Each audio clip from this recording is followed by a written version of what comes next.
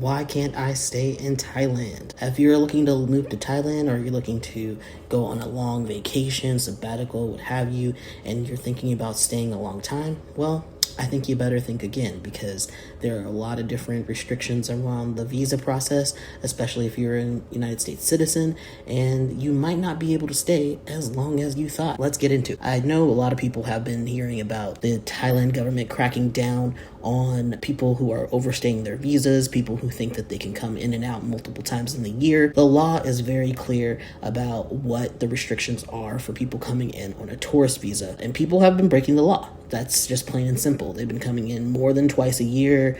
They've been coming in and working when they're supposed to be on a tourist visa, which means you can't work.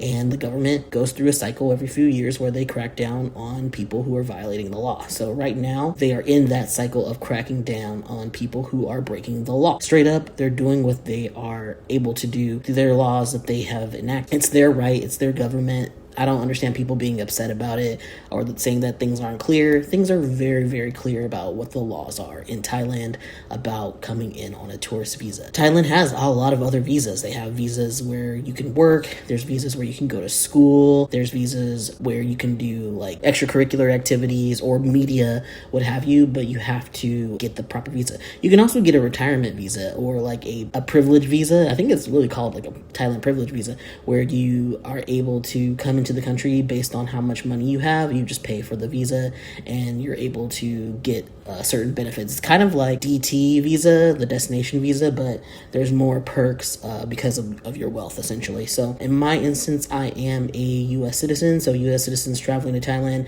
for tourism can enter what they call visa free. It's basically a tourist visa for up to 60 days, and you can get a 30-day extension by going to immigration. Passport has to have at least 6 months of validity on it. You have to do the digital arrival card when you arrive. It must be completed 3 days before you arrive, but a lot of times people will forget to do it, and you can just do it in the immigration line. You're gonna be in that immigration line for a long time anyway, so you have time to do it. There's no reason not to fill it out before you get there, but they'll give you 60 days when you come through automatically to go to immigration to get it extended, which I did do. Some key things, some key rules if you are a U.S. citizen about the tourist visa. So it's visa exemption. U.S. passport holders do not need a visa per se for the tourism. If you're going to come in for 60 days or less, you can get the extension for additional 30 days, but it does cost 1,900 baht, which is, I think it's like $80, $90, something like that USD, depending on conversion rates. Because if you haven't heard, the dollar has been going down in value because of the orange man in office. So value of the dollar, the value of the American passport is up in the air right now, and so you're not getting as much bang for your buck as you used to. You're also going to need some arrival documents, so you have to show proof of an onward ticket. Although you don't really show proof when you arrive, usually the airline will ask you for it before you even get on the flight. And you have to have proof of funds of at least 20,000 baht per person. I think that's like $1,500, something like that. I'm not exactly right. I'll put it in there on the screen to get the exact amount. Actually, 20,000 baht. Now I think about it, no, it's not 15. I think it's like $600, like $700. It's not that much money, but a lot of people are coming to the country with less than that, which is wild to me. People are doing that and then getting upset when they get denied into the country. But you do have to have proof of that money. Although I wasn't asked for it. Neither my wife or I were asked about proof of the amount of money that we had.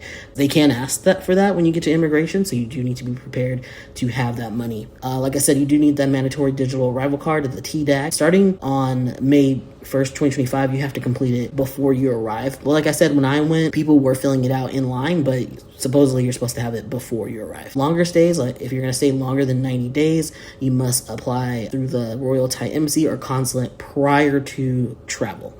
Now, there is an overstay penalty. Overstaying your permitted time can result in fines, detention, and deportation, and even ban for re-entry, depending on how egregious your overstay was. Most people usually, if it's not too egregious, they'll usually let you stay a few extra days, like a week or two, get your affairs in order, and then you can leave. If you do something really outrageous, they might just deport you on site, but that kind of just depends. Usually you can come back into the country for one more time in the calendar year for another 60 days, but then after that you won't be able to re-enter. And like I said before, they have been cracking down on that, and people have been really upset because they're not able to return to Thailand even though they broke the law. I just was like, straight up, you broke the law. So I went in November. I forgot what date in November, but I went in November with my wife. We did the 60 days. Then we went to the immigration to do the 30 days. And it was very confusing because we thought we were supposed to go to this main office. But when we got there, they told us to go to a mall. So we went to IT LAC Mall, a typical mall.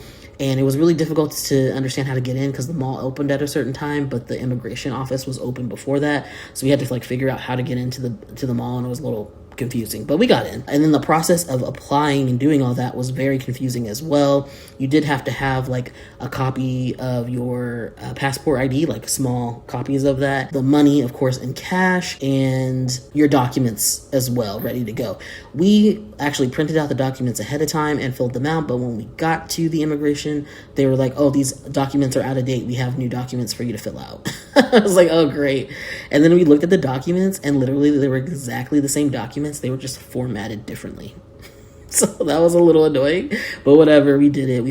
We got in line, which was confusing to figure out like where the line started. But once we got in line, we filled out the paperwork. They told us, here's the paperwork, go fill it out, come back when you're done. So we got to skip the line. We'd have to stay in line twice. Got in line again, filled out the paperwork, then waited to be seen. You go see someone in a small room with a whole bunch of other people, but you see the immigration officer one at a time. They go over your documents, they take your picture, they take your money, and then they send you back outside to wait for the processing. You wait outside for us, it was only like not even 30 minutes. And then they call your name. Literally, they're like, okay, this section of people come up, and you line up, and then they go through and look at your passport and give it back to you and make sure you match the picture. And then that is when you find out if you got approved and for how many days. So there's no like recourse. There's no like talking to anyone. We didn't get to explain why we wanted an extra 30 days. It's just you apply and they may or may not give it to you. So that was our experience. It was confusing, but not difficult. I think we were in the immigration office for an hour and a half total. And like I said, it was $1,900 per person to apply for that. But yeah, we really enjoyed being in Thailand and we wanted to stay longer. So we did that. And after doing that, we decided, okay, well, it's time for us to leave, and we have come to Vietnam. So that's where I'm at right now. We want to go back to Thailand, but we are tourists. We're immigrants. We're not people with jobs. And so for us to come back to Thailand, we would only be able to go back for 60 days, which is not ideal for us. We would really like to be there for much longer. And so we are discussing, trying to get a job. It can be a little difficult to get a job, especially in my field. I'm coming from talent acquisition, and that industry is not lucrative anymore. It's very small. Companies are rarely hiring for talent acquisition people, recruiters. They're relying on their human resources departments to fill those roles. So that's been a little bit challenging for me. The other option is get a job as a teacher, but with that, I would be the one teaching, and my wife wouldn't be able to do that. She doesn't have a bachelor's degree. So that's a little tricky in itself. The pay is also not very good. And then the other option for us is to do an education visa, where we go to the country and just learn the language and of our own money, just to support ourselves while we're in the country for usually the length of time to be with one school is about 11 months. You can't usually go past that. But yeah, that would allow us to be in the country long term, which is something we're considering. We're just not sure about our options right now. That was our experience. Of course, other people have very different experiences. We are budget travelers, so we're not luxury travelers. We're not out here spending boatloads of money. We can't like buy into the system.